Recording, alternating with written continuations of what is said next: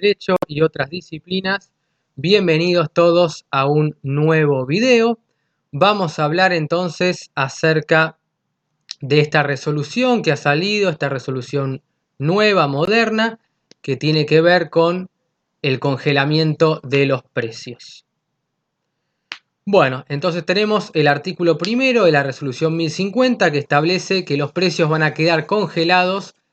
hasta el 7 de enero del año 2022, a partir del día de hoy hasta el 7 de enero del año 2022. En su artículo segundo se va a obligar a las empresas que participen tanto de la producción, distribución y comercialización de los productos que se incluyen en el anexo, a que incrementen su producción hasta el máximo de los recursos posibles, es decir, destinen hasta el último peso para asegurar que todos los consumidores y consumidoras tengan los alimentos necesarios en las góndolas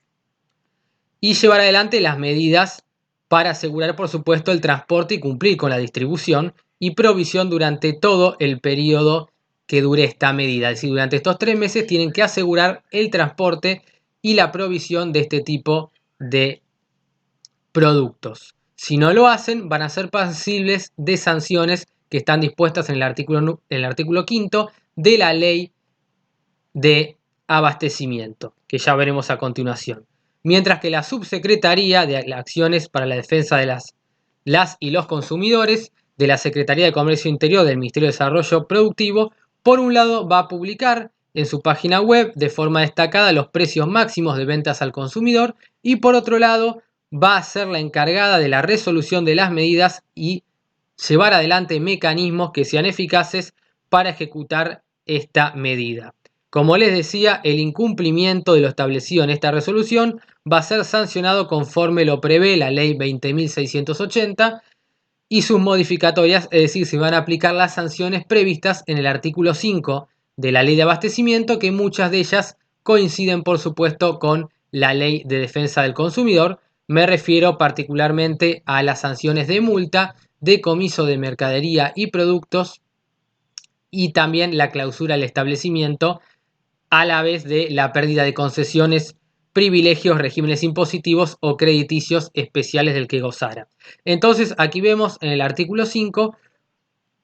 que establece que quienes incurran en los actos y omisiones previstas en el artículo 4 van a ser pasibles de las siguientes sanciones. Una multa que va a ir de los 500 pesos a los 10 millones de pesos.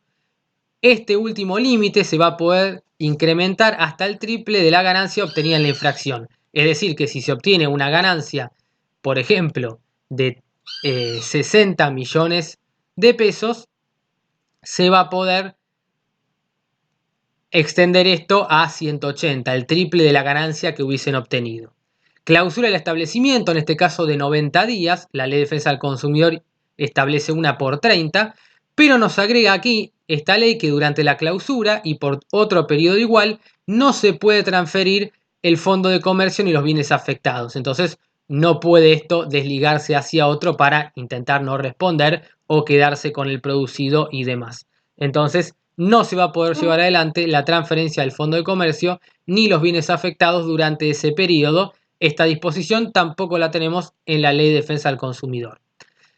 En este caso hay una habilitación de hasta por 2 años para el uso o renovación de créditos que otorguen estas entidades públicas que se sujeten a la Ley de Entidades Financieras, que es la 21.526 y sus modificatorias. Y también vamos a tener una inhabilitación especial por el término de hasta 5 años para ejercer el comercio y la función pública. Estas dos inhabilitaciones no las tenemos en la Ley de Defensa del Consumidor. Decomiso de mercaderías y productos objetos de infracción. Y también la pérdida de concesiones, privilegios, regímenes impositivos o crediticios.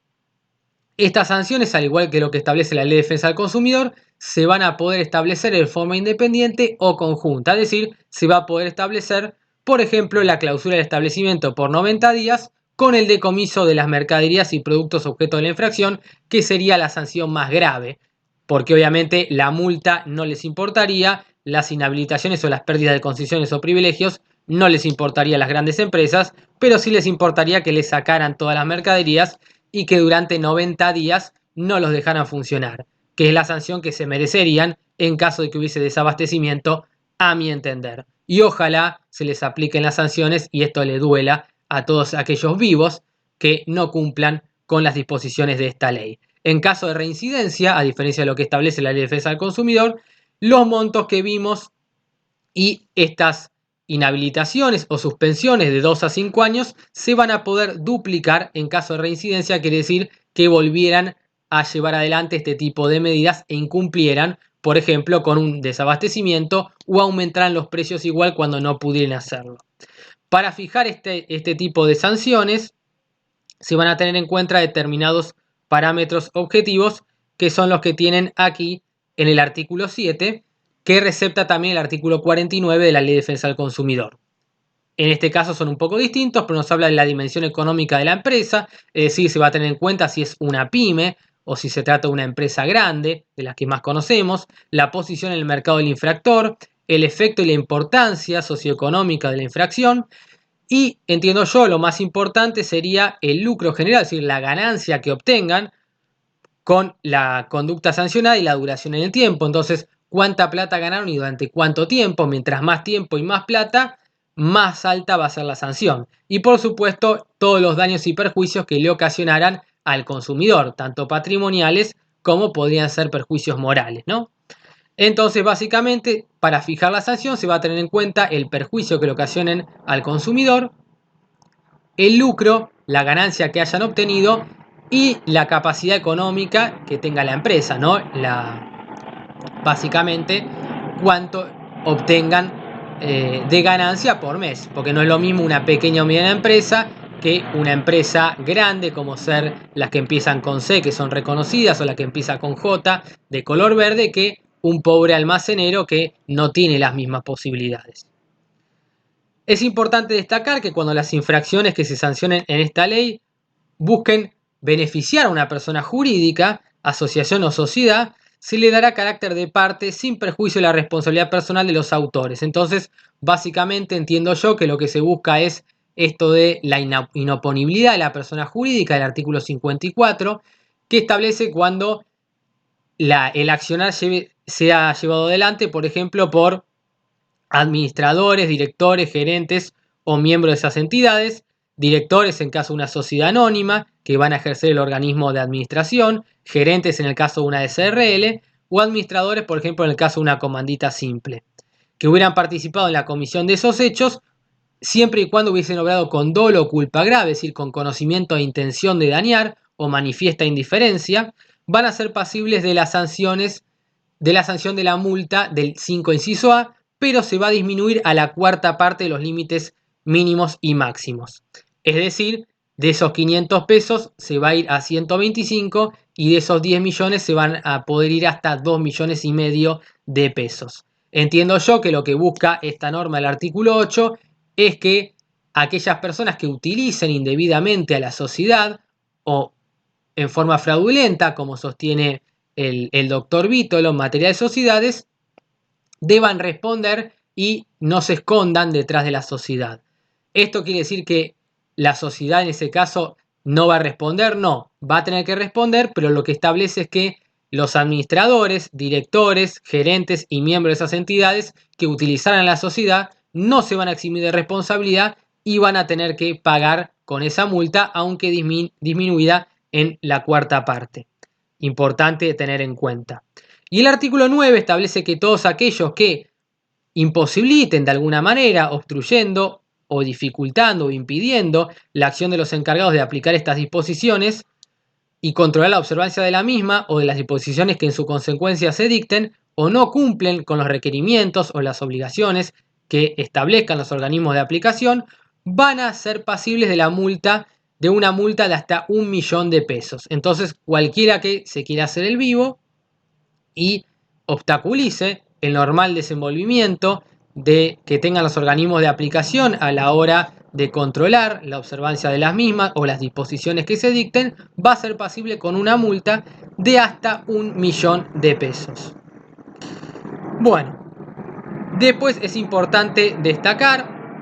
que en los casos de clausura, ya sea preventiva o temporaria, los infractores van a tener el derecho de quitar en forma inmediata los bienes perecederos siempre que no constituyan elementos de prueba indispensables. Entonces, cuando eso se tuviese que utilizar como un elemento de prueba en juicio, no van a poder quitar ese tipo de bienes. Mientras dure esta clausura, ya sea preventiva o temporaria, los prevenidos o sancionados van a tener que pagar, por supuesto, íntegramente los salarios de sus empleados, obviamente, porque si no, quedarían totalmente desamparados y se violarían los principios, sobre todo el principio protectorio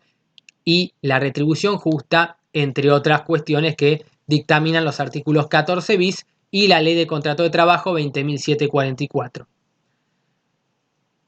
Después es importante destacar que la resolución que imponga la multa va a poder convertirse en caso de clausura cuando no se abonara en el plazo establecido, y el término de clausura se va a fijar en el equivalente de entre 500 y 1 millón de pesos por cada día de clausura, pero no podrá exceder de los 90 días. Entonces se mantiene el límite de 90 días y un mínimo de 500 y un máximo de 1 millón de pesos por cada día de clausura. La falta de pago obviamente va a permitir que se lleve adelante un juicio ejecutivo a los fines de poder cobrar,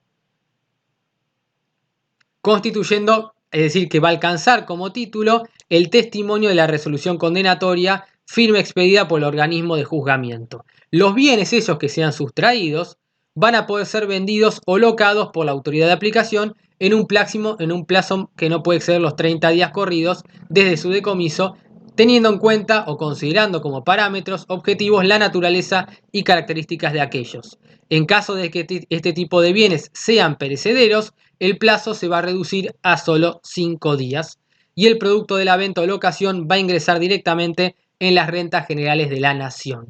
Entonces ese producido va a entrar a las arcas del Estado directamente. El plazo de prescripción, al igual que en la Ley de Defensa del Consumidor, va a ser de 3 años. Artículo 22, artículo 50, Ley de Defensa del Consumidor, y el importe de esas multas va a ingresar al fisco, igual que lo que establece la Ley de Defensa del Consumidor. Y es importante destacar el artículo 27, porque es lo más probable y lo más posible que se dé en este caso, que establece que si se da una situación de desabastecimiento o hay escasez en los bienes o servicios que deban satisfacer necesidades básicas o esenciales que se orienten al bienestar general de la población, que está protegido por el preámbulo de la Constitución Nacional, la autoridad de aplicación va a poder llevar adelante medidas siempre y cuando esto lo fundamente, es decir, no va a poder ser discrecional o arbitrario. Su venta, producción, distribución o prestación en todo el territorio de la nación, cualquiera sea su propietario, bajo apercibimiento de aplicar las multas que vimos del artículo 5. Esto es muy importante. Y esta medida se va a extender durante el tiempo que lleve la rehabilitación de la situación de desabastecimiento o escasez y va a ser proporcional, es decir, va a tener que respetar el principio de proporcionalidad y razonabilidad de adecuación de medios afines en su alcance a la gravedad de los hechos que la motivan. Entonces se va a fijar de acuerdo a la gravedad de los hechos esa multa que corresponda.